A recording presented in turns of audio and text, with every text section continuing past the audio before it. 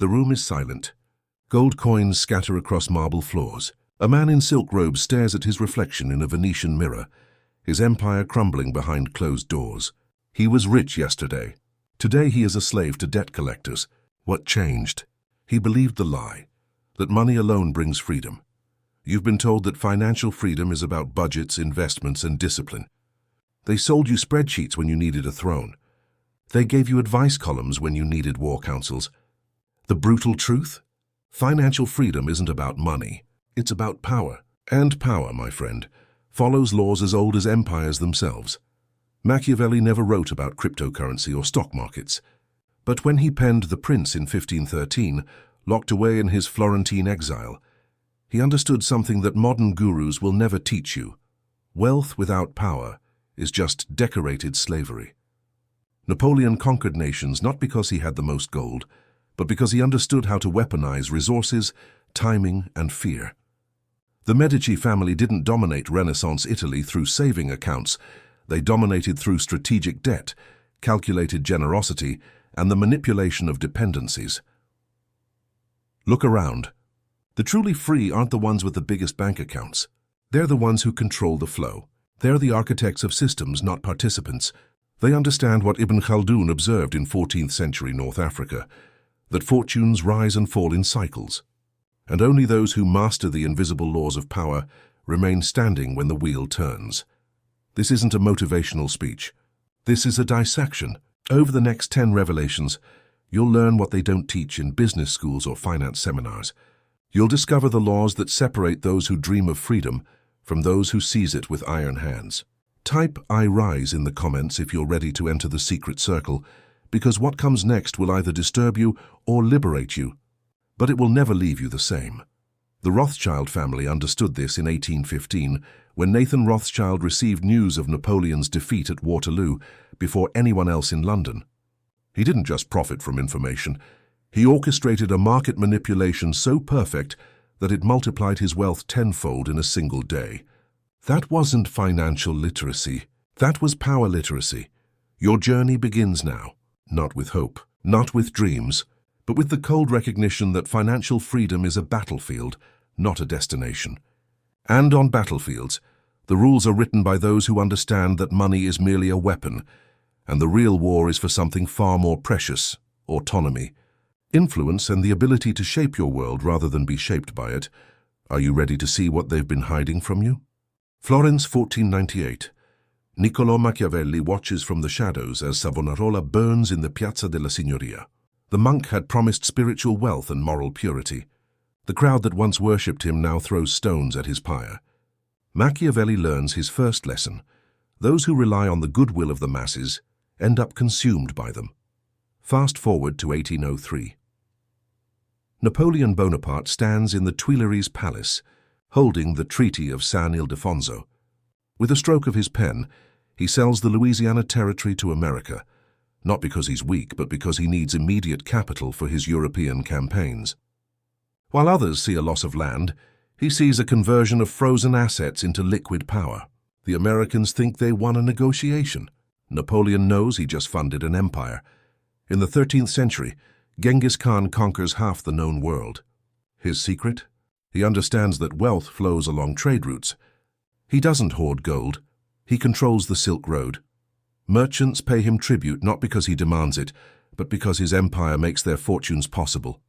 Protection becomes profit. Geography becomes leverage. Ibn Khaldun, writing in his Muqaddimah, observes the cyclical nature of dynasties. First generation builds through hardship. Second generation maintains through memory. Third generation destroys through complacency. He sees wealth not as static accumulation, but as dynamic energy that must be constantly channeled, redirected, defended. These men never met. They lived centuries apart, across different continents serving different gods. Yet they all discovered the same secret. Financial freedom is an illusion for those who think in terms of possession. Real power comes from understanding flow, leverage, and the psychology of dependency. The Medici family mastered this in Renaissance Italy. They didn't become the most powerful dynasty in Europe by having the most gold. They became indispensable. They financed popes, kings, and artists. They made themselves the keystone of the arch. Remove them, and the entire structure collapses. Their debtors couldn't destroy them without destroying themselves. Sun Tzu wrote in The Art of War that the supreme art is to subdue the enemy without fighting. Apply this to finance. The supreme art is to achieve freedom without depending on your own labor alone. You must make systems work for you. You must create positions where value flows to you, not because you work harder, but because you've positioned yourself at the intersection of necessity and scarcity. Saladin, the great Muslim general who recaptured Jerusalem in 1187, understood that gold means nothing if your army starves. He built granaries, controlled water sources, and ensured supply lines. His wealth wasn't counted in coins, but in strategic resources that his enemies desperately needed and couldn't acquire elsewhere. This is your inheritance. Not motivational quotes, but battle-tested principles from history's greatest power players. They didn't hope for financial freedom. They architected it. Law 1. Those who appear free are often the most enslaved. Picture a corporate executive. Corner office, six-figure salary, luxury car. He posts on social media about success and gratitude. But dig deeper. His lifestyle demands $30,000 monthly. His mortgage, his children's private school, his wife's expectations, his need to maintain appearance among peers. These are chains heavier than any medieval dungeon ever held. He cannot quit. He cannot refuse the promotion that demands his soul. He cannot move to a smaller house without social humiliation. He has built a prison of golden bars and called it success. His income isn't freedom. It's the key his jailer uses to keep him compliant. Machiavelli observed this in the courts of Florence. The wealthy merchants appeared powerful, but they were slaves to their reputations, their debts, their need for continuous social validation. One scandal, one market shift, and they were ruined not just financially but existentially. Compare this to the Mongol warrior under Genghis Khan. He owned little. His possessions fit on his horse, yet he was freer than any European noble living in a castle. Why? Because he had no dependencies that could be weaponized against him. His power came from skill, mobility, and tribal loyalty, things that couldn't be repossessed or taxed. The first law of financial freedom is understanding that every comfort you cannot abandon is a chain. Every expense you consider necessary is a vote for continued servitude. The man who needs $200,000 yearly to maintain his identity is less free than the man who thrives on $30,000. Napoleon understood this principle when he lived on meager rations as a young artillery officer in Corsica. He cultivated the ability to endure discomfort, to need little, to find satisfaction in ambition rather than consumption. This made him dangerous. He couldn't be bought with luxury or threatened with poverty. The modern financial system is designed to inverse this wisdom. It tells you that freedom means acquiring more. More house, more car, more status symbols. Each acquisition tightens the noose. You think you're climbing toward freedom, but you're actually descending into dependency. Ibn Khaldun called this the disease of civilization. As societies become more prosperous, their citizens become softer, more dependent on complex systems of comfort. The barbarians at the gates, those who need less, who endure more, eventually conquer not through superior wealth, but through superior freedom from wealth's demands. Your first task isn't to make more money. It's to identify every invisible chain binding you to the system. That subscription you don't use, that car payment that demands you accept abuse from your employer, that house in the expensive neighborhood that requires both you and your spouse to work jobs you hate. Freedom begins with subtraction, not addition. The throne is built on what you can refuse, not what you can afford. Law 2. Money follows authority. Authority follows strategic fear. Rome 44 BC. Julius Caesar lies dead, blood pooling around his toga. He was the richest man in Rome, yet his wealth couldn't save him. Why? Because he forgot that money without the machinery of fear is just colored paper waiting to be redistributed. Augustus Caesar, his heir, learned this lesson perfectly. He understood that wealth must be backed by the credible threat of force. He built the Praetorian Guard not as soldiers, but as a psychological weapon. His power didn't come from his treasury. It came from the certainty that crossing him meant annihilation. Translate this to modern financial warfare. The Federal Reserve doesn't control the economy through gold reserves. It controls through the fear of being cut off from liquidity. Banks obey not because they respect the Fed, but because they fear exclusion from the system. The power isn't in the money, it's in the ability to grant or deny access. Machiavelli wrote that it's better to be feared than loved because love is fickle, but fear is consistent. Apply this to your financial relationships. If your value to an employer is based on them liking you, you're finished. If your value is based on them fearing what happens when you leave, you own the negotiation. The greatest negotiators throughout history understood this asymmetry. When Clemens von Metternich rebuilt Europe after Napoleon's defeat at the Congress of Vienna, he didn't do it through military might. Austria was exhausted. He did it by making himself indispensable as the spider at the center of the diplomatic web. Exclude him, and the entire peace structure collapses into war. His authority was built on strategic fear of consequences. In the business world, this manifests as leverage. You want to become the person who controls critical knowledge, relationships, or skills that others depend on. Not through hoarding, but through strategic positioning. You want your absence to create immediate, visible damage. The Rothschild banking dynasty understood this principle perfectly. They didn't just lend money, they structured loans so that default would trigger cascading financial catastrophe. Their debtors paid not out of honor, but out of terror of systemic collapse. This is uncomfortable truth. Financial freedom isn't achieved through being nice, working hard, or playing by the rules. It's achieved by understanding power dynamics and positioning yourself where others cannot afford to ignore. They exclude or undervalue you. Sun Tzu teaches that the greatest victories come from winning without fighting. In financial terms, this means creating situations where others pay you willingly because the alternative, not paying you, is more costly. You're not extorting. You're architecting dependencies. The employee who can be replaced tomorrow has no authority. The consultant who holds the keys to critical systems, the developer who wrote irreplicable code, the salesperson who owns the client relationships, these people have authority. And authority, properly wielded, converts directly into financial freedom. Fear isn't cruel. Fear is clarity about consequences. Master it, or remain its victim. Law 3. Your reputation is a currency more valuable than gold. Versailles, 1682.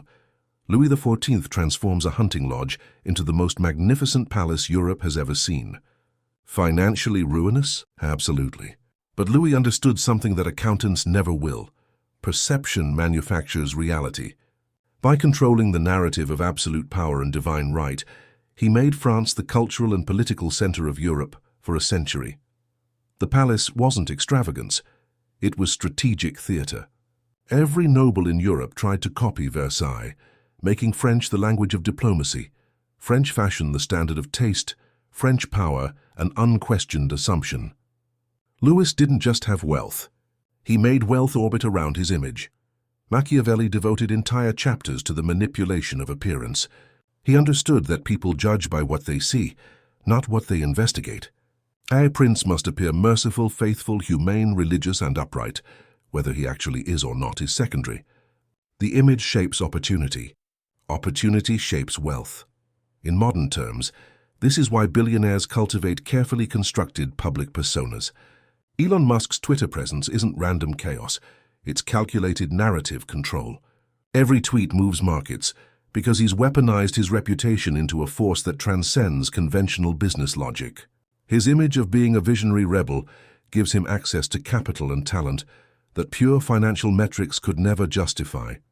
The medieval merchant princes of Venice understood this viscerally. They built elaborate facades on their palazzos facing the Grand Canal, while the back rooms were often modest. Why? Because anyone arriving by boat, the primary transportation, would see wealth and power first. Perception created credit. Credit created actual wealth. Warren Buffett plays the inverse game with equal brilliance. By cultivating an image of folksy, modest wisdom, living in the same house he bought in 1958, eating McDonald's for breakfast, he's made himself seem trustworthy and anti-establishment. This reputation opens doors and creates opportunities that flashier billionaires never access. Different image, same strategic principle. Ibn Khaldun observed that dynasties fall not when they lose wealth, but when they lose their reputation for strength. The moment rivals sense weakness, the vultures circle. Perception of power must be maintained even during temporary setbacks. Your reputation is an asset you build every single day. Every email, every interaction, every delivered promise or broken word adds to or subtracts from your narrative capital. The person known for reliability, strategic thinking, and calm competence attracts opportunities. The person known for chaos, excuses, and mediocrity repels them, regardless of actual skill. Control your narrative or others will control it for you. This means strategic visibility when you succeed, strategic silence when you fail. This means carefully curating what stories people tell about you. This means understanding that in the court of public perception, fair trials don't exist, only verdicts. The most devastating financial losses aren't monetary. They're reputational. Rebuild wealth before you rebuild a destroyed reputation. Ask any fallen politician or disgraced executive. Your image is your invisible empire. Defend it like territory. Cultivate it like crops. Weaponize it like an army. Law 4. Information asymmetry is the ultimate form of wealth. Venice, 1570. The Doge's secret service reads intercepted letters from Ottoman ambassadors. They know the Sultan's invasion plans before his own generals receive final orders. This information gap allows Venice to position fleets, secure alliances, and turn what should have been conquest into stalemate. They didn't outspend the Ottomans. They outknew them. Nathan Rothschild, standing on the London Stock Exchange in 1815, receives news of Napoleon's defeat at Waterloo via carrier pigeon, a full day before official channels confirm it. He doesn't celebrate. He sells British government bonds aggressively, creating panic. Everyone assumes Napoleon won. As prices collapse, Rothschild secretly buys everything at decimated prices. When the real news arrives, he's multiplied his fortune exponentially in 24 hours. This isn't insider trading, it's understanding that whoever knows first wins. Whoever controls information flow controls decisions. Whoever masters secrets controls power. Sun Tzu devoted an entire chapter to spies and intelligence gathering, not because he was paranoid, but because he understood that wars are won in the intelligence phase, not on the battlefield. The commander who knows the enemy's plans, resources, and morale wins before the first arrow flies. Modern financial markets are information wars dressed in business casual. High-frequency trading firms spend billions to place servers physically closer to exchanges, because nanoseconds of information advantage translate to millions in profit. That's how seriously the real players take information asymmetry. Your financial freedom depends on knowing things others don't. This doesn't mean illegal insider information. It means knowing which skills will be valuable in 5 years, knowing which industries are dying before the collapse becomes obvious, knowing which relationships will open unexpected doors, knowing when to leave before everyone rushes the exits. Machiavelli's spies in Florence gave him advance warning of political shifts. This is why he survived power transitions that destroyed others. He maintained a network of informants across Italy, trading information like currency. His real wealth wasn't his modest government salary. It was his access to secrets that others would pay to know. In your career, this means cultivating relationships across departments, industries, and power centers. The assistant to the CEO often knows more than the VP. The maintenance worker overhears conversations executives assume are private. Build a web of information sources, and you'll see patterns others miss. Strategic silence is equally powerful. Knowing when to reveal information and when to withhold it is mastery. The person who immediately shares everything they know has no leverage. The person who reveals information strategically, creating dependencies, building obligation, demonstrating value, that person becomes indispensable. Ibn Khaldun noticed that declining dynasties lose control of information. They surround themselves with yes-men who filter reality. They become blind to threats everyone else sees clearly. Their ignorance, carefully constructed by sycophants, becomes their tomb. Information isn't power. Strategic information deployment is power. Master the difference, and you'll never be caught off guard when markets shift, industries collapse, or opportunities emerge. Law 5. True wealth is in systems, not savings. Rome, 117 AD. Emperor Trajan dies, leaving behind not gold, but aqueducts, roads, legal frameworks, trade networks spanning 3 continents. His personal fortune? Irrelevant. his systems. They sustained an empire for another 3 centuries. He understood what most never grasp. Wealth that depends on your personal labor dies with you. Wealth embedded in systems becomes immortal. The Medici family didn't accumulate wealth. They built a banking system that became the financial infrastructure of Europe. They didn't just have money. They owned the machinery that created and distributed money. When one Medici died, the system continued generating wealth for the next generation. This is the difference between being rich and being wealthy. Rich is a surgeon making $800,000 per year, who stops earning when he stops operating. Wealthy is the person who owns the hospital system. Rich is trading time for money at an elevated rate. Wealthy is owning the mechanism that generates value, while you sleep. Napoleon's Code Civil wasn't about personal power. It was about creating a legal infrastructure that would shape French society for centuries. He built systems of governance, education, and civil law that outlived his military conquests. While his empire collapsed, his legal framework still govern much of continental Europe today. Machiavelli wrote that the prince must build institutions that function without him. Personal charisma fades. Loyal servants betray, but well-designed institutions perpetuate themselves. They create incentive structures that align self-interest with collective benefit. Your path to financial freedom requires you to stop thinking like an employee and start thinking like an architect. Employees trade time for money. Architects build systems that generate value independently. This manifests differently across professions. A writer who publishes one-off articles is an employee of publishers. A writer who builds a media platform with recurring subscriptions is an architect. A consultant who trades hours for fees is an employee. A consultant who creates a methodology, trains others to deliver it, and takes a percentage is an architect. The Industrial Revolution's true winners weren't the hardest workers in the factories. They were the people who owned the factories, the systems that converted labor and raw materials into profit, while the owner slept, traveled, or invested in the next system. Ibn Khaldun observed that great civilizations aren't built by strong individuals, but by strong institutions. When institutions decay, even exceptional leaders can't save the society. But when institutions are robust, mediocre leaders can't destroy it. Your goal isn't a larger salary. Your goal is ownership of, or key positioning within, systems that generate value independently of your active participation. Equity over salary, royalties over fees, percentage of growth over fixed compensation. Build the machine. Own the machine. Let the machine work while you design the next machine. This is how generational wealth is created. This is how freedom is architected. Everything else is just sophisticated employment with better decorations. Law 6. Keep your allies uncertain and your rivals close enough to monitor. The Treaty of Tilsit, 1807.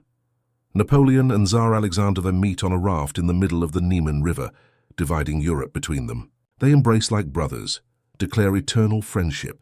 Both are lying. Both know the other is lying. Both are calculating how to use this temporary alliance before the inevitable betrayal. This isn't cynicism. It's statecraft. Machiavelli's most controversial advice: trust no one completely. Not because people are inherently evil, but because circumstances change, interests shift, and today's ally becomes tomorrow's rival when incentives realign. Financial freedom requires managing relationships like a chess master manages pieces, understanding that every person serves a function and functions evolve. In the corporate world, this translates to strategic relationship management. Your colleagues aren't your friends. They're fellow players in a finite game of promotions, resources, and recognition. This doesn't mean hostility. It means clarity. You can be cordial, collaborative, even generous, while maintaining awareness that their interests may not align with yours when scarcity appears. Sun Tzu taught that you must know your rivals as well as yourself. In financial terms, this means understanding who competes for the same opportunities, promotions, and resources. Not to sabotage them, but to know where your interests diverge and converge. Sometimes the wisest move is alliance. Sometimes it's strategic distance. Sometimes it's ensuring you're positioned where their failure doesn't damage you. Saladin demonstrated this principle masterfully during the Crusades. He made temporary alliances with certain Christian factions to isolate others. He paid tribute to some Muslim rivals to ensure they didn't unite against him. He managed a complex web of conditional loyalties, knowing that permanent enemies and permanent friends are luxuries that leaders cannot afford. Your financial ascent requires building a network, but networks must be maintained with intelligent calculation. The mentor who helps you today may feel threatened when you rise too high. The peer who collaborates now may compete for the same position tomorrow. The client who praises you may leave for a competitor offering a 2% discount. This isn't pessimism, it's realism. The Medici family kept detailed records of every favor given, every debt owed. They understood that generosity is an investment, not charity. Help others strategically, creating obligations that can be called upon later. Build a reputation for rewarding loyalty and punishing betrayal with equal precision. Keep rivals close enough to monitor their movements, but distant enough that they can't sabotage your operations. Keep allies satisfied, but not so comfortable that they forget your value. Make yourself useful to powerful people, but never so indispensable to one person that their fall destroys you. Ibn Khaldun observed that dynasties collapse when the ruler trusts too completely or suspects too paranoidly. Balance is everything. Verify loyalty through actions, not words. Test commitment through small risks before betting everything. The lone wolf dies. The wolf who masters the pack survives. But the wolf who believes the pack is permanently loyal ends up torn apart by those he trusted most. Navigate relationships with precision, not emotion. Law 7. Short-term thinking is the graveyard of empires. Constantinople. 1453. The Byzantine Empire falls not because of a single battle, but because for 2 centuries they optimized for immediate survival rather than long-term strength. They paid tribute instead of rebuilding armies. They sold trade concessions instead of developing domestic commerce. Every short-term fix weakened the foundation until the Ottoman cannon simply finished what decay had already accomplished. Mehmed II, the Ottoman Sultan who conquered Constantinople, planned that siege for years. He commissioned new cannon technology. He built a fortress controlling the Bosphorus. He studied Roman siege tactics from centuries prior. While the Byzantines reacted to immediate crises, Mehmed architected their destruction with patient, long-term strategic vision.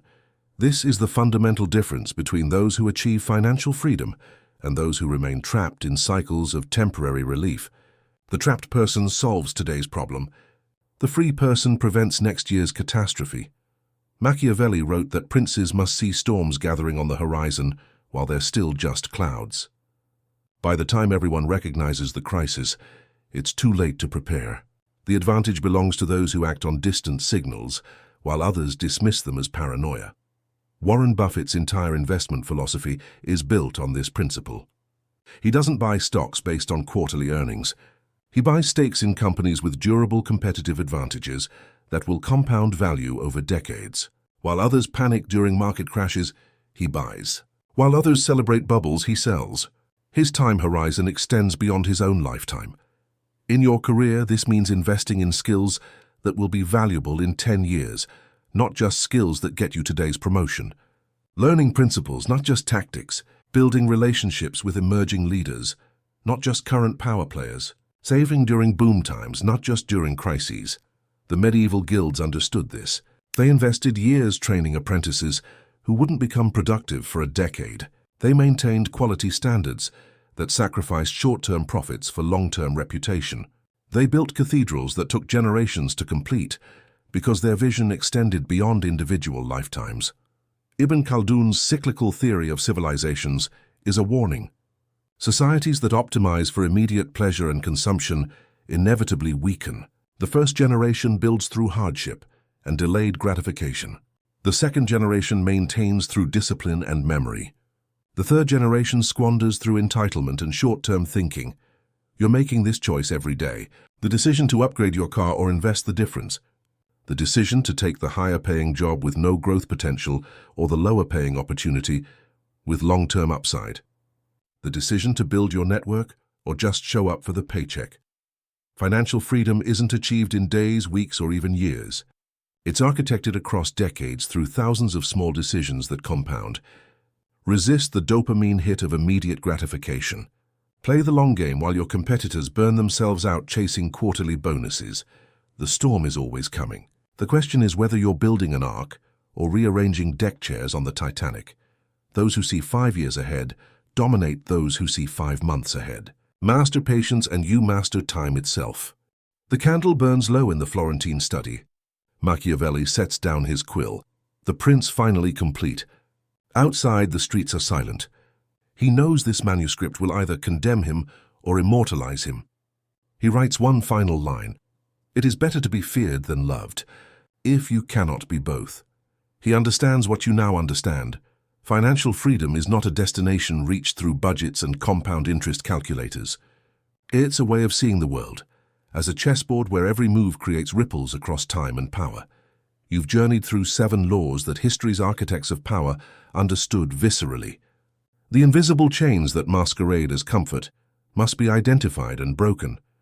Your dependencies are your vulnerabilities. Master the art of needing less while leveraging more.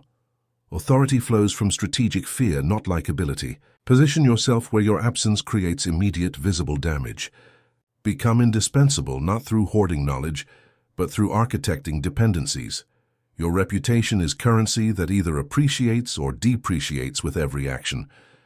Control your narrative or others will weaponize it against you. Information asymmetry separates those who react from those who anticipate. Build networks that give you early warning of shifts others see too late.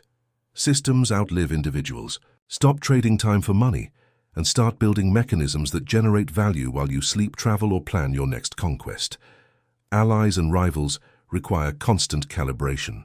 Trust actions, not words. Create obligations strategically. Monitor competitors without obsession. Vision extends beyond quarterly reports. The person who sees 5 years ahead dominates the person who sees 5 months ahead. Patience is power concentrated over time. Napoleon conquered Europe not because he had the largest army, but because he understood these principles better than his rivals. The Medici ruled Florence not through military might, but through strategic positioning at the intersection of power and capital. Genghis Khan built an empire not through superior wealth, but through superior understanding of leverage and mobility. You stand at a crossroads. One path leads back to comfortable slavery, the 9 to 5, the mortgage, the retirement plan that assumes you'll live long enough to enjoy it. The other path leads through discomfort, strategic calculation, and the cold recognition that the world rewards power, not virtue. If you've reached this point, you're not like the others.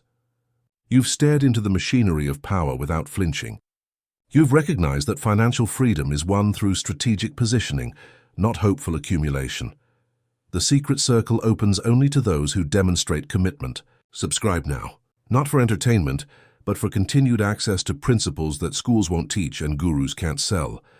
The laws are ancient. The game is eternal. Your move determines whether you'll be a player or a piece. Machiavelli didn't write The Prince to make friends. He wrote it to reveal truth. This is your truth. Freedom is seized, not granted. Power is understood, not inherited. The throne awaits. Will you sit or will you kneel? Rise.